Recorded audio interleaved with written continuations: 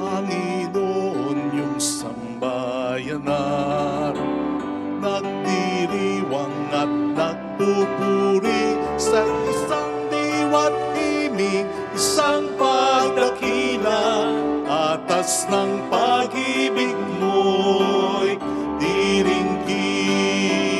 Sa isang diwa't himig, isang pagdakila, atas ng pag-ibig mo'y diringgin.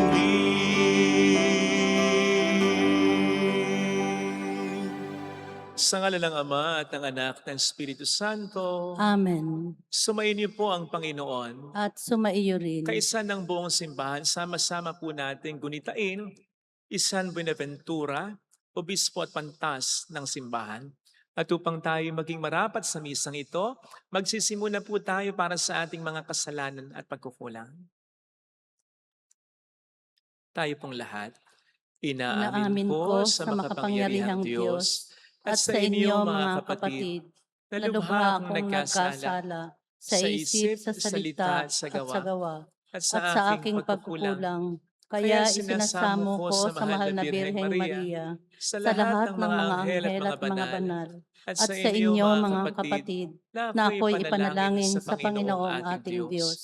Kaawaan tayo ng mapagmahal na Diyos, patawarin sa ating mga sala, at patnubayan hanggang sa buhay na walang hanggan. Amen. Panginoon, kaawaan mo kami. Panginoon, kaawaan mo kami. Kristo, kaawaan mo kami. Kristo, kaawaan mo kami. Panginoon, kaawaan mo kami. Panginoon, kaawaan mo kami.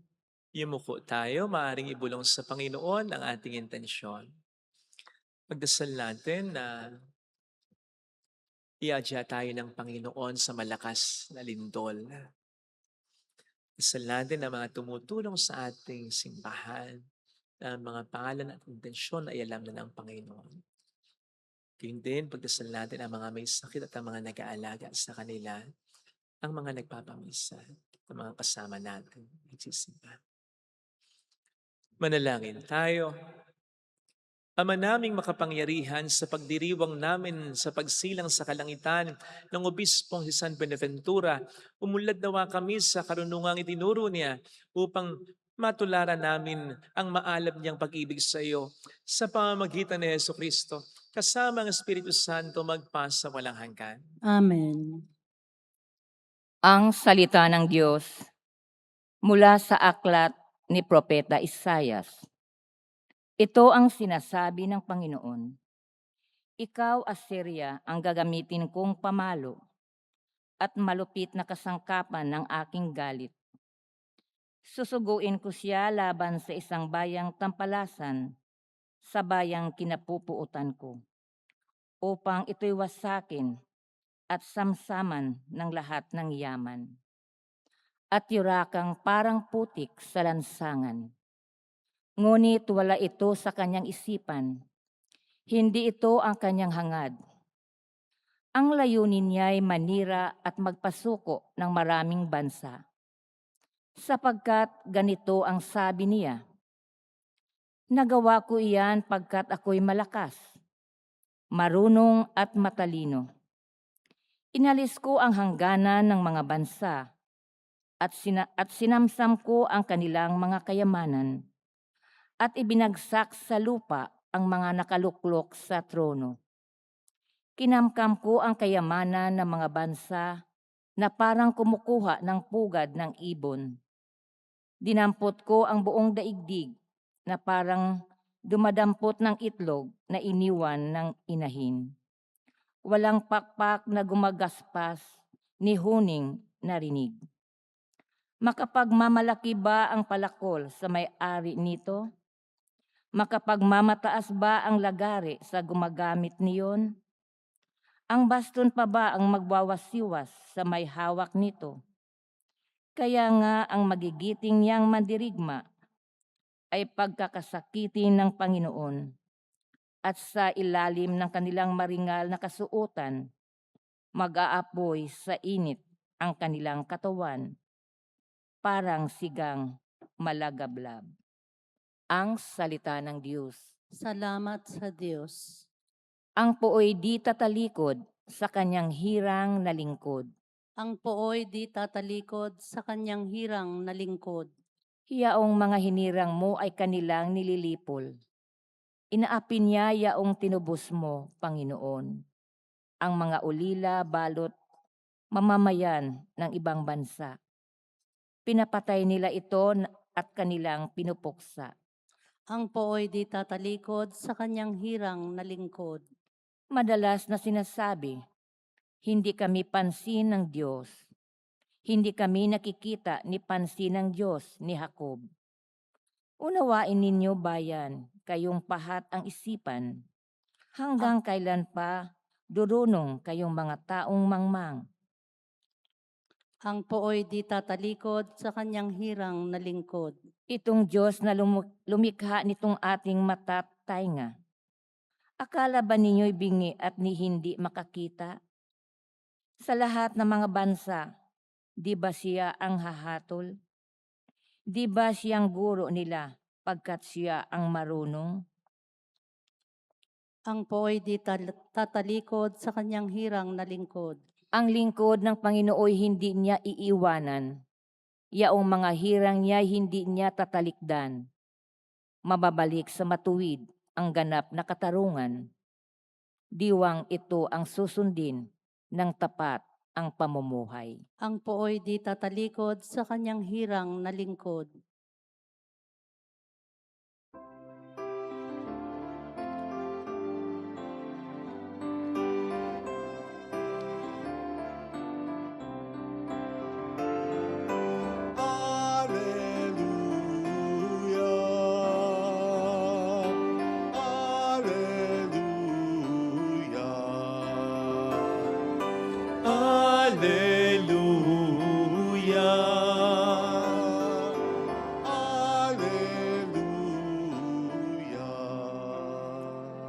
Sumainyo ang Panginoon. At sumaiyo rin. Ang mabuting balita po ng Panginoon ayon kay San Mateo. Papuri sa iyo, Panginoon.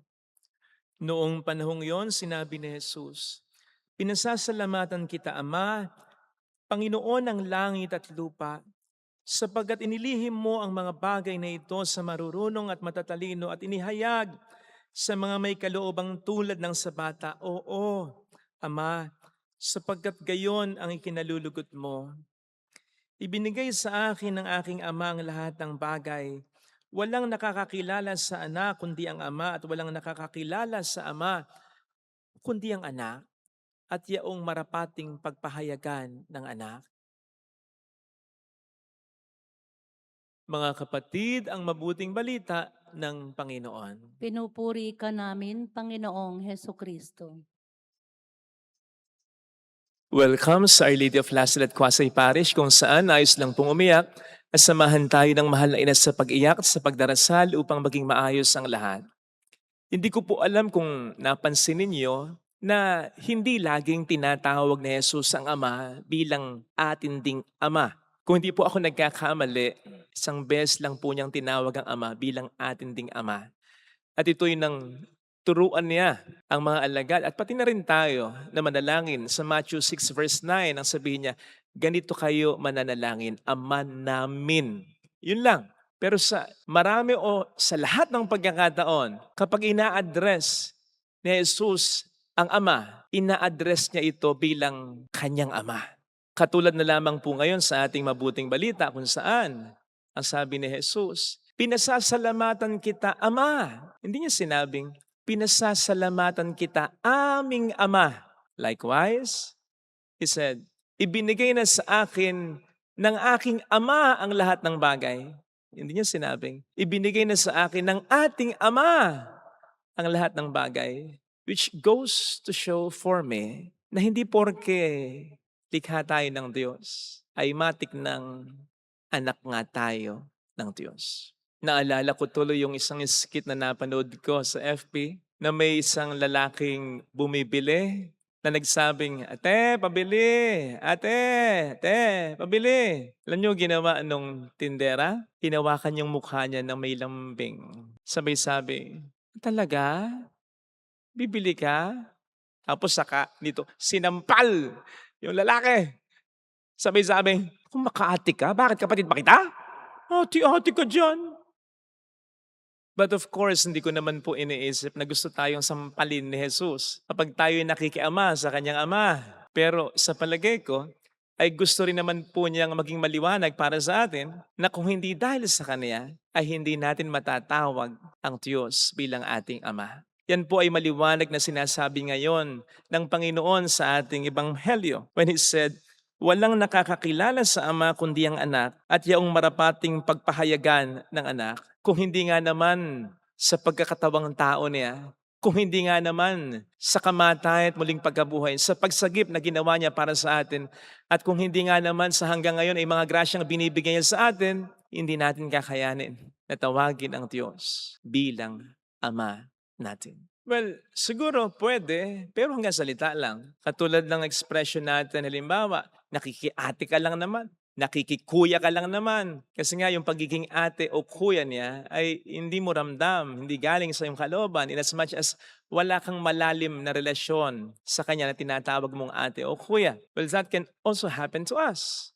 Natawagin natin ang Diyos bilang Ama pero nakikiama lang tayo kay Jesus o sa iba na namumuhay bilang tunay na anak niya. Kasi nga, wala tayong malalim na relasyon kay Jesus na anak niya. You see, kung tayo lang sa harap ng Diyos, tayo kanyang mga nilalang lang. Tayo kanyang bahagi ng creation lang. Pero tayo nagiging anak niya dahil kay Jesus na anak niya. Kaya mafe-feel lang talaga natin ang pagiging tunay nating anak ng Diyos kung tayo tunay na may malalim na relasyon sa kanyang bugtong na anak na si Jesus.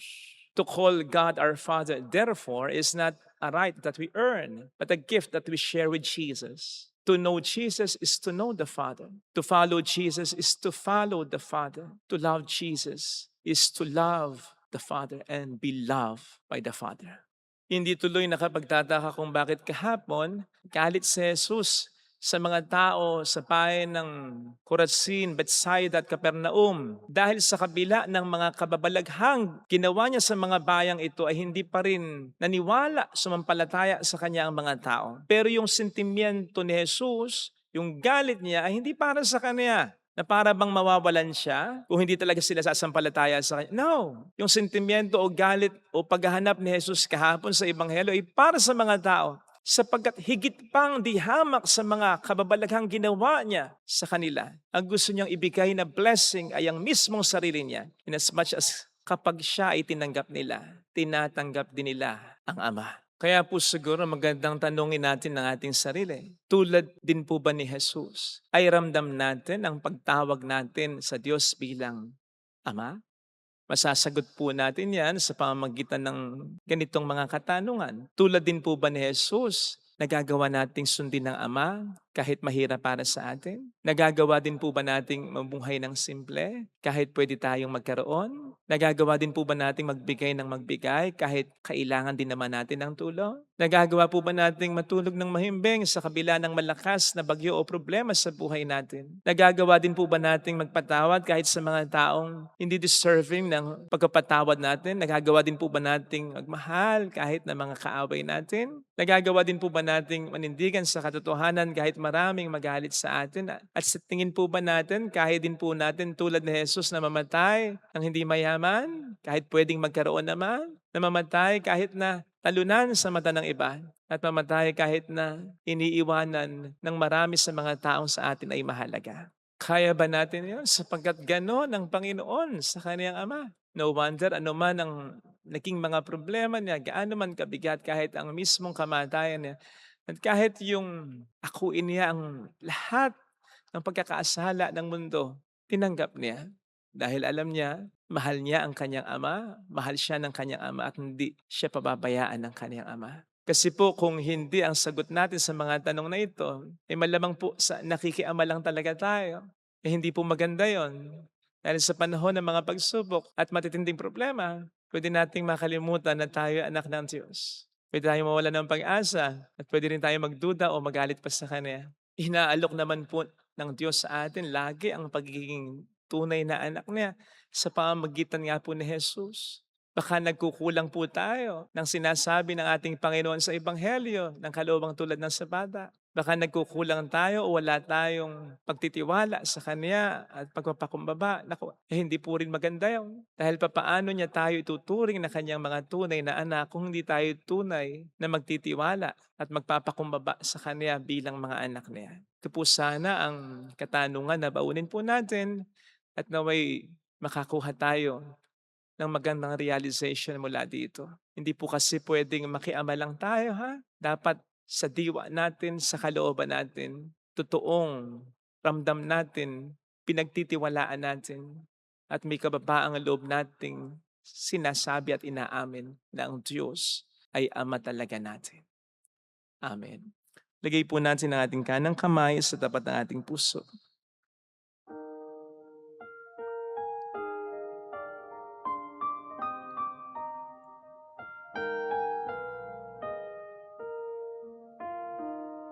Alam kong may magagawa ang Diyos. May magagawa Makapangyarihan siya. ang Diyos. Alam kong may magagawa ang Diyos.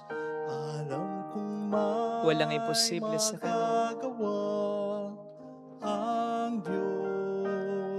Kung ako'y magtatapat, Kung ako'y magtatapat sa Kanya'y maglilingkod, sa Kanya'y maglilingkod. alam kong may magagawa ang Diyos. May magagawa ang Diyos. Alam kong diringgin ng Diyos ang samo ko, Alam kong di sapagkat anak niya ako. ng Diyos ang samo ko. Alam kong diringgin ng Diyos ang samo ko, Alam kong diringgin ng Diyos sapagkat alam niya ang kalagayan. samo ko. Kung ako'y magtatapat, Kung ako'y magtatapat sa Kanya'y maglilingkod, sa Kanya'y maglilingkod. alam kong diringgin ng Diyos ang samo ko. Diringgin ng Diyos ang samo ko. Panginoong Jesus, aaminin ko, napakalakas lagi ng loob ko, anak ako ng Diyos. Pero hindi ko naman ito tunay na isinasabuhay dahil wala akong malalim talagang relasyon sa iyo. Kinatatamaran ko ang pagdarasal, wala sa puso ko kung minsan ang papuri sa Ama at sa Anak sa Espiritu Santo. Kaparan sa una-una, ngayon magpakailanman at magpasawala hanggan. Amen. Pag-aalay.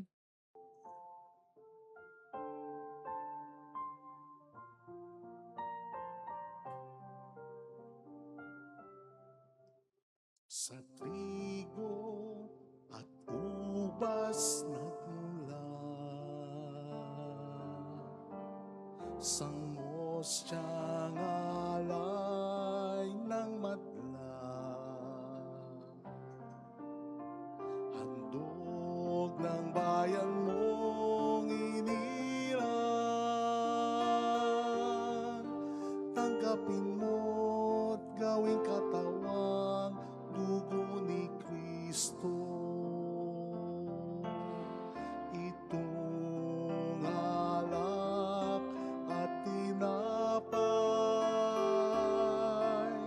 kasama ang buhay naming taglay.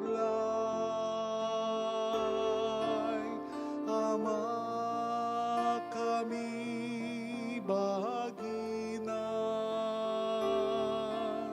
kay Kristong sugo mong hirang. Sa trigo at ubas nagmula,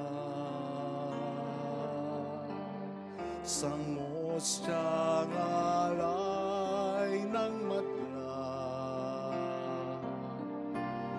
handog ng bayan mong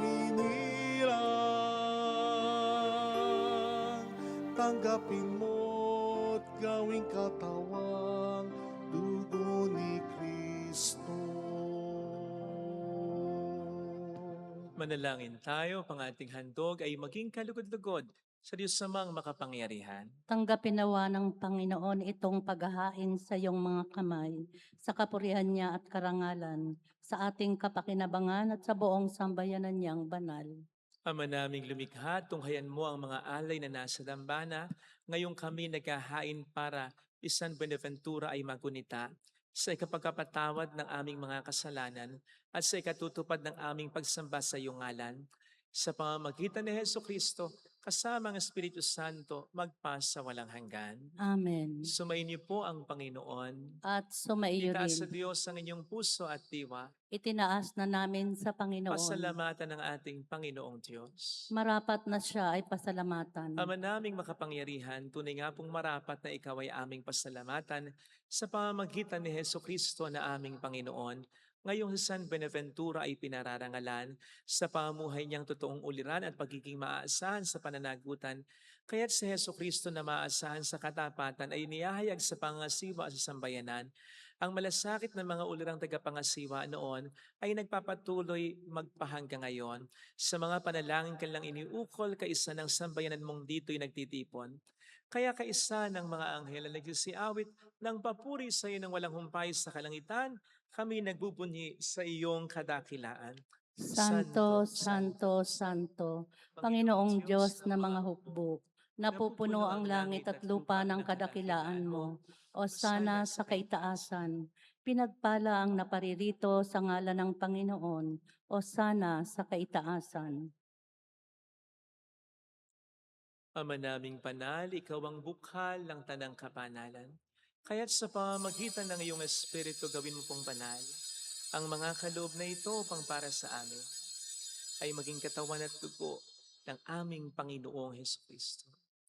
Bago niya pinagtiis ang kusang loob na maging handog, hinawakan niya ang tinapay, pinasalamatan kaniya, pinaghati-hati niya iyon. Iniabot sa kaniyang mga alagad at sinabi, tanggapin ninyong lahat ito at kanin. Ito ang aking katawan na ihahandog para sa inyo.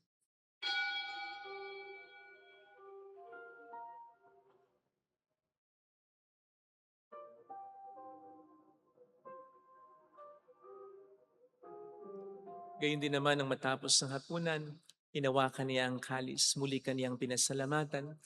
Iniabot niya ang kalis sa kaniyang mga alagad at sinabi, tanggapin ninyong lahat ito at inumin. Ito ang kalis ng aking dugo ng bago't walang hanggang tipan. Ang aking dugo na ibubuhos para sa inyo at para sa lahat sa ikapagkapatawad ng mga kasalanan. Gawin niyo ito sa pag-alala sa akin.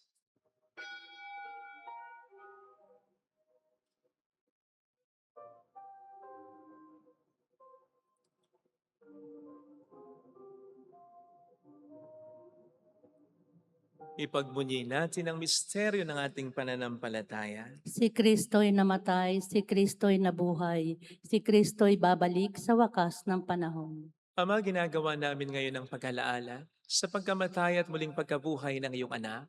Kaya iniali namin sa iyong tinapay ng buhay at ang kalis ng kaligtasan. Kami nagpapasalamat dahil kami iyong minarapat at tumayo sa harap mo para maglingkod sa iyo.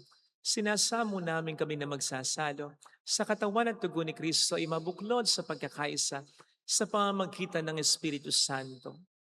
Amalingapin mo ang iyong simbahang laganap sa buong daigdig. Puspusin mo po kami sa pag-ibig, kaisa ni Leon na aming Papa, Janice na aming Obispo at ng Tanang Kaparian. Alalahanin mo ang mga kapatid naming nahimlay na may pag-asang sila'y muling mabubuhay, lalo na po ang aming mga ipagdarasal. Saglit nating alalahanin, pagdasal, ang kaluluwa ng ating mga minamahal ay yumao. Kaawaan mo sila at patuloyin sa iyong kaliwanagan. Kaawaan mo at paging tapatin kaming lahat na makasalo sa iyong buhay na walang wakas, kaysa ang mahal na birhen ng Lasalet, ang ina ng Diyos. Isanusay ang kabiyak ng kanyang puso, lahat ng mga banal tulad ni San Beneventura na namuhay dito sa daigdig ng kalugod-lugod sa iyo. May pagdiwang naman namin ang pagpupuri sa ikararangal mo sa pamamagitan ng iyong anak, naming Panginoong Heso Kristo.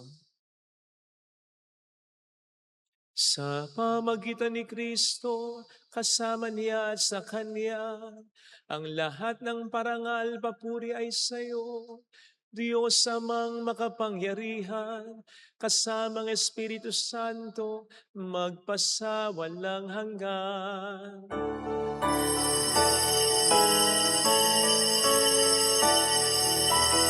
Amen.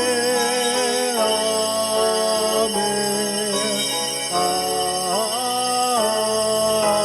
Amen.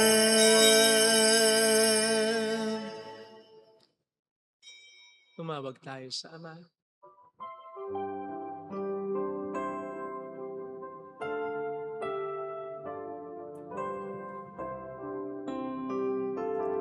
Ama namin, sumasalangit ka, sambahin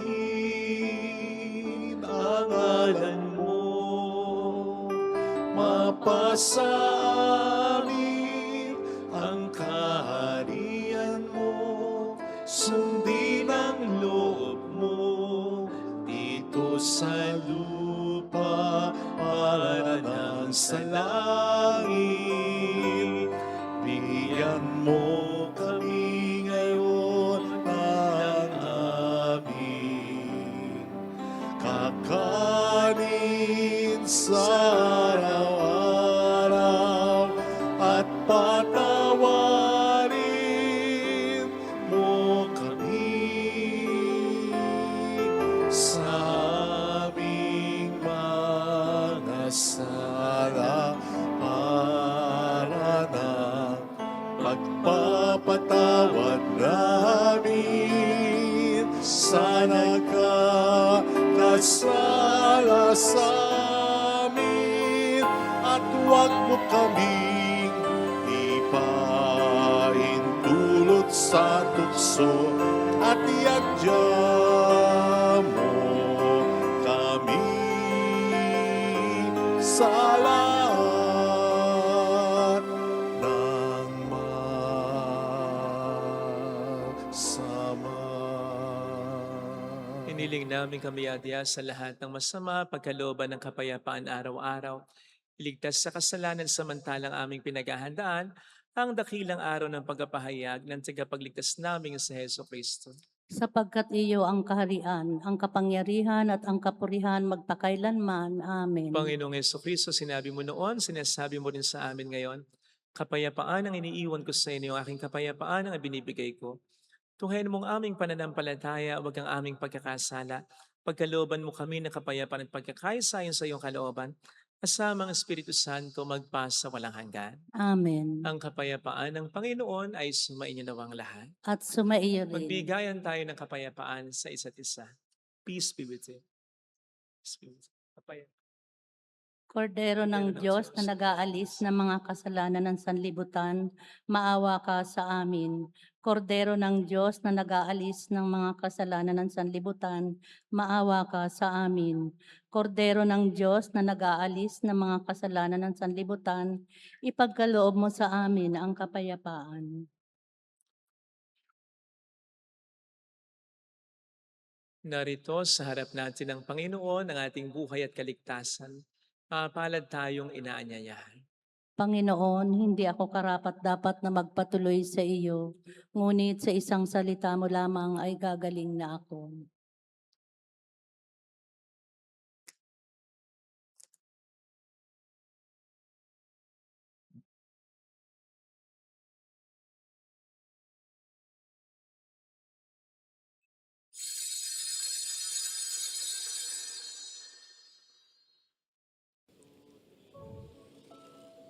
Panalangin para sa espiritual na pakikinabang.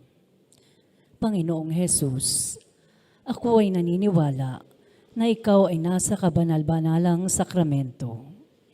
Iniibig kita ng higit sa lahat at ninanasa kong tanggapin ka sa aking kaluluwa.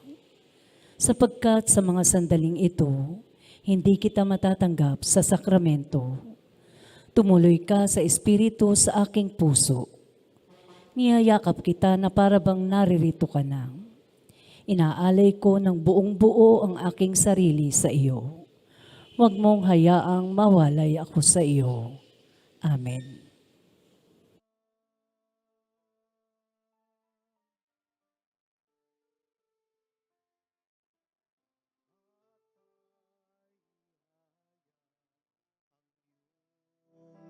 kabutihan at mga gawa mong makapangyarihan. Aking sasabihin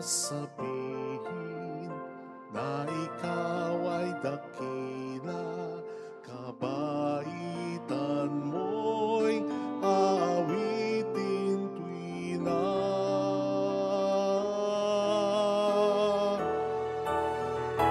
Aking iyayang ang kadakilan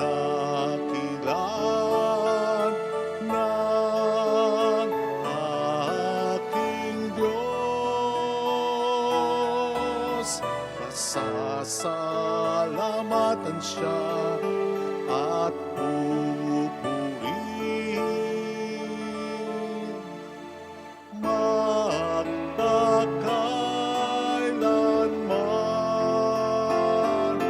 magpakailanman. Manalangin tayo. Ama naming mapagmahal, kaming nagsipakinabang ay dumadalangin ang pinananaligan ng uliran naming San Beneventura ay maipahayag namin at ang itinuro niya ay magawa naming ganapin sa pamamagitan ni Jesucristo kasama ang Espiritu Santo magpasa walang hanggan. Amen. Holy God, Holy Mighty One, Holy Immortal One. Have mercy on us and on the whole world. Holy God, Holy Mighty One, Holy Immortal One. Have mercy on us and on the whole world. Holy God, Holy Mighty One, Holy Immortal One. Have mercy on us and on the whole world. Jesus, King of Mercy, We trust in you. alalahanin. Alalahanin, o mahal na Birhen ng Lasalet, ina ng pag-asa, ikaw ang nagpaalala sa aming magbalik loob sa Ama. Ito ang nagpapatunay na ang kagandahang loob mo'y nananatiling busilak. Sa pag-aaruga mo sa amin, tungkulin mo'y tinupad. Sa paanan ni Kristo'y itinuring mo kaming mga tunay mong anak. Kaya ninais mong ni Isay wag mapahamak. Maging sa iyong walang tigil na pananalangin pati luhay pumatak. Wag naman mawala ng saysay ang iyong paghihirap. Hiling nawa namin sa iyo, o aming inang liyag, na matapos ang pakikibaka namin sa mundong ito at sa pananatili naming tapat kay Kristo. Sa kapurihan mo'y makibahagi kaming ganap, upang kung nasaan ka ngayon ay maparoon din kaming lahat. At ang kaganapan ng kaluwalhatian ng Diyos Amay tuluyang matupad siya nawa. Mahal na Birhen ng Lasalet, kapagkasundo ng mga makasalanan. Ipanalangin mong walang patid kaming mga dumudulog sa iyo. Maraming po salamat sa inyong pakikisa sa mga tulong na binibigay ninyo na nagiging dahilan para makatulong din po tayo sa maraming mga nangangailangan. Salamat po sa inyong pagtitiwala, sa inyong pagmamahal sa ating inang simbahan. Ang Diyos na po ang bahalang magsukli sa inyong kabutihan. Thank you po. Sumainyo ang Panginoon. At sumaiyo rin. Pagpalain kayo kasama ang ating pamilya na mapagmahal na Diyos, ng Ama at ng Anak at ng Espiritu Santo. Amen. Bumayo tayo sa kapayapaan ni Kristo. Salamat sa Diyos. Thank you rin po.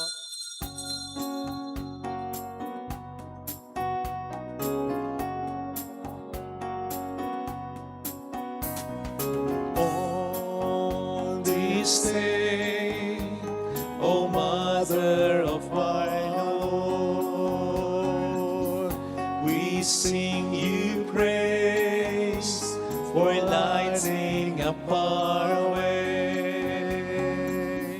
Your tears did soften the hearts of men, and they still do today. May our love for you bring comfort in your pain. On this day, O Mother of our Lord, we sing you praise for lighting up our way. Your tears did soften up the hearts hearts of men and they still do